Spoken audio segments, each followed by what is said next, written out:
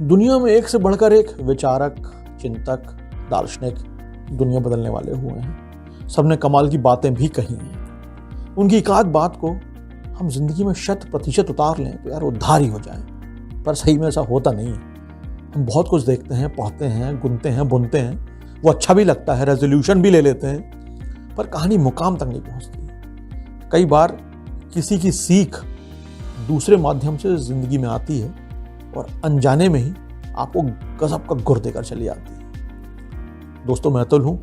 आज फिर से शनिवार है और शनिवार है यानी आपको कहानी सुनाने का वादा है। कल 30 जनवरी यानी शहीद दिवस है। शहीद दिवस यानी महात्मा गांधी की पुण्यतिथि है। 30 जनवरी 1948 को गांधी जी को गोली मार दी गई थी। गांधी भी हाड़ मांस के बने थे, दुनिया से चले गए, पर उनके विचार, उनका दर्शन, उनकी सादगी एक मार्गदर्शक की तरह हमारे साथ चलती चली आ रही है। आज की कहानी गांधी जी से थोड़ा परोक्ष रूप से जुड़ती है। ये मेरे जबलपुर के मॉडल स्कूल यानी Pandit Lajja Shankar Jha higher secondary school की कहानी है। और 30 जनवरी को जो मॉडल स्कूल में होता था वो मैंने अब तक ना तो कहीं सुना है और ना ही देखा है। आज की कहानी का नाम है गांधी को जीता था मॉडल। तो कहानी कंटिन्यू करते हैं। गांधी जी की पुण्यतिथि पर 2 मिनट का मौन रहा जाता था। अभी भी होता होगा, लेकिन शायद समझ में नहीं आ रहा। जबलपुर में जब तक थे तब तक तो क्लियर था, क्योंकि जबलपुर डिफेंस की कई फैक्ट्रियों का शहर है। गन कैरेज फैक्ट्री यानी GCF, ordnance factory Khamaria OFK, vehicle factory VFJ, grey iron factory GIF, central ordnance depot COD, तमाम तरह की फैक्ट्रियाँ हैं जबलपुर में। आप कहेंगे यार जबलपुर ले ही आता है, यार क्या करें। अब कुछ शुरुआत ऐसी रहती है, कुछ कहानियाँ ऐसी रहती हैं जिसमें वो आ जाता है। और यार एक बार आप लोगों से कह चुका हूँ, फिर से कह रहा हूँ, माफ़ी के साथ कह रहा हूँ। अब यार जहाँ आदमी पलेगा बढ़ेगा वो तो लाएगा ना, तो माफ़ कर दिया कीजिए। लेकिन हाँ, गंभीर बातें ही करूँगा, भले ही कैसी भी हूँ, लेकिन वो बातें अच्छी होती हैं इसलिए आपको सुनाता हूँ। तो फिर से, एक समय तो कहा जाता था कि जबलपुर को इंडिया के मैप पर इसलिए नहीं देखा जाता क्योंकि यहाँ फैक्ट्रियाँ हैं। शायद सच भी हो। तो गांधी जी की पुण्यतिथि के दिन फैक्ट्री में 11 बजे हूटर बजता था। नॉर्मली सुबह बज जाता था 8 बजे के आसपास जब लोगों की एंट्री होती थी, लेकिन 30 जनवरी को स्पेशल हूटर बजता था 11 बजे, और इसके साथ ही 2 मिनट का मौन शुरू होता था और 11:02 पर फिर हूटर बजता था और इसके साथ ही ये मौन खत्म हो जाता था। लेकिन मॉडल स्कूल में कमाल होता था। मॉडल में मैं 6 से 12 तक पढ़ा। मॉडल 6 से 12 तक का ही स्कूल है। अब तो उसे स्कूल ऑफ एक्सीलेंस भी बना दिया गया है, कोएड भी कर दिया है। हमारे समय में लड़कों का यानी बॉयज स्कूल ही हुआ करता था। मैं मॉडल में 86 से 93 तक पढ़ा और इसमें गांधी जी की पुण्यतिथि एक खास अंदाज में ही होती थी। हमारे स्कूल में सुबह 10:30 बजे प्रेयर होती थी और प्रेयर खत्म होने के साथ ही मौन शुरू हो जाता था। मौन व्रत, पूरा स्कूल मौन, टीचर मौन, स्टाफ मौन, सारे लड़के मौन में ही पढ़ाई हो रही है। ये मौन 1 या 2 घंटे नहीं बल्कि 4 घंटे चलता था। बाकायदा 5 पीरियड लगते थे और जो भी सर मैडम पढ़ाने आते थे वो ब्लैक बोर्ड पर कुछ पढ़ने का लिख देते थे या कुछ अपने आप पढ़ने को कहते थे मौन रहकर ही, इशारों में। कोई योग या ध्यान करवाते थे, मौन रहकर ही। जो भी होता था सब शांति से मौन के साथ ही होता था। एक बात और, जब भी कोई सर क्लास में आता था, मैडम क्लास में आती थी पीरियड बदलने के बाद पीरियड के लिए, तो सामान्य रूप से कैप्टन बोलता था class stand up, salute number 1 2। ये हमारे यहाँ पूरे स्कूल में था और ये निश्चित रूप से टीचर के अभिवादन का तरीका था। 30 जनवरी को यानी कि गांधी जी की पुण्यतिथि के दिन जब मौन चल रहा है तो क्लास में सर मैडम कहने पर लड़के चुपचाप खड़े हो जाते थे और टीचर्स भी बैठने का इशारा अपने आप कर देते थे। ये एक मतलब अनरिटन लॉ जैसा था मामला। मौन के बीच में ही रिसेस भी आती थी। अब रिसेस है, लड़कों का स्कूल है तो क्या ही होगा, लेकिन इस दिन कुछ खास। मॉडल लड़के गड़ा इंटेलेक्चुअल माने जाते थे, लेकिन अब चूंकि वो, मुझे तो लगता है कि मॉडल लड़के सर्वगुण संपन्न होते थे। ऐसा नहीं है कि मैं वहाँ का छात्र रहा हूँ, मिट्टी पर बढ़ा हूँ वहाँ की, तो मैं अपने लिए कह रहा हूँ, लेकिन मॉडल था। और ऊधम तो फिर क्या ही कहना, गजब के उद्यमी थे लड़के। लड़कों का स्कूल था तो लड़के भयंकर किस्म के बेतकल्लुफ होते ही हैं लड़के।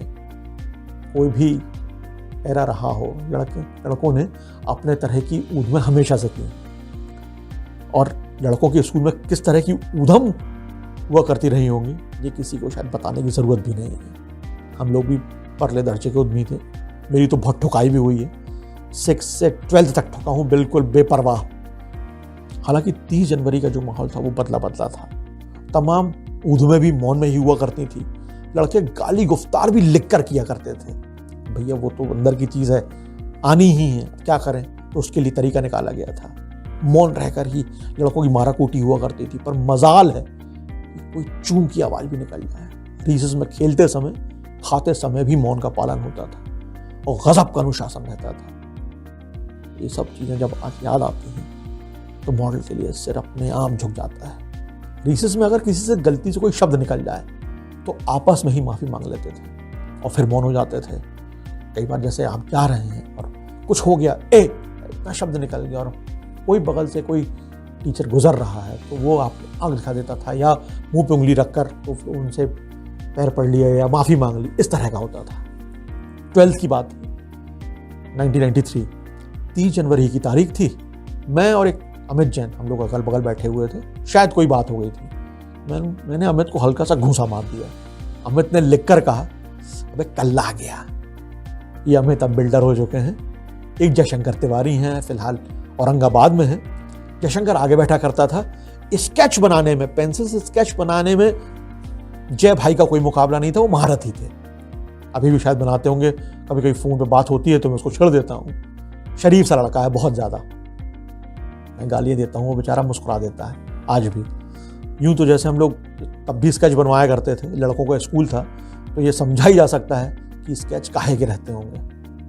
30 जनवरी को जय के टैलेंट का भी भरपूर इस्तेमाल होता था। जय हमेशा कहता था कि यार तुम लोग किसी दिन स्केच के चक्कर में मरवा दोगे, और अब लड़के कहाँ मानने वाले थे। उसका स्केच पूरी क्लास में घूमता था, एक लड़के के पास, उसमें बाकायदा ताकीद दी जाती थी कि बेटा कोई इसको फाड़ेगा नहीं। 5 पीरियड के बाद 30 जनवरी को 2:10 पे, दोपहर 2:10 पर घंटी बजती थी। घंटी हाथ वाली हुआ करती थी, पूरे स्कूल को ग्राउंड में इकट्ठा होना होता था और रामधुन के साथ मौन व्रत खोला जाता था। कुछ लड़के गांधी जी पर अपने विचार भी रखते थे, यानी कुल मिलाकर कमाल का दिन रहता था। एक भैया है नीरज श्रीवास्तव, स्कूल में हमारे सीनियर रहे हैं, मैं उन्हें अपना फ्रेंड फिलोसफर गाइड कहता हूँ, भोपाल में ही हैं। उनकी मम्मी भी मॉडल स्कूल में ही पढ़ाती थी। नीरज भैया भोपाल में डिप्टी कमिश्नर हैं। वो कहते थे कि यार मॉडल में हमें पढ़ाया नहीं जाता था, जीवन से खाया गया। सोच के देखिए, ये बात अक्षरशः सच है। हम लोग आज जो भी हैं, जहां भी हैं, उसमें काफी कुछ योगदान मॉडल का ही। बस यही थी आज की कहानी। दोस्तों, मौन में बहुत ताकत होती है, बहुत ऊर्जा होती है। खामोश रहकर काम की बात बोलने से बात में गंभीरता रहती है। शायद मौन व्रत से हमें यही सिखाया गया। जिंदगी में उड़ेलना ही जरूरी नहीं, संजोना भी जरूरी है। शब्दों को जितना संजोया जाएगा, जितना कम बोला जाएगा, उतनी ही धार पैनी होती चली जाएगी। ज्यादा बोलने से नुकसान की संभावना है, पर कम बोलने से नुकसान की कोई गुंजाइश नहीं। कहा भी जाता है कि असली साधना तो मौन रहकर ही की जाती है। ज्यादा ज्ञानवाणी हो गई हो तो माफी चाहता हूँ। अगले शनिवार शाम 6 बजे आनी के YouTube चैनल पर एक नई कहानी लेकर आऊँगा। तब तक स्वस्थ रहिए, खुश रहिए, अपनों के साथ रहिए और सुनते रहिए मुझे यानी अतुल को। कहानियाँ अच्छी लगती हों तो हमारा YouTube चैनल ज़रूर सब्सक्राइब कीजिएगा और अपनों से भी करवाइएगा। जय हिंद।